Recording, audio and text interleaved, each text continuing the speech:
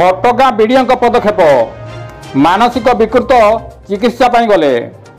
घटगाँ block पंडापड़ा बजार और आखपाख ग्राम गत 15 दिन हम जड़े मानसिक विकृत युवक शीत काकर पड़ी एवं भोक उपास रही दिन काटुला। एने केडी न्यूज रे खबर प्रसारण पर घटगाँ विडीओ तुरंत केन्दुझर डीएमएफ टीम को जनाई युवक को उद्धार कर चिकित्सा पठाई। मानसिक विकृत युवकर परिवार मध्य खबर प्रसारण पर घटगाँ उपंडापड़ा पहुंची एवं डीएमएफ को तांको पुत्र को समर्पित थे। घटगाँ विडीओ खगेश्वर बराण को यही साधु उद्यम को समस्ते प्रशंसा करछंती। पुरस्तर महांत सहित चंद्रमणि पात्र रिपोर्ट केडी न्यूज।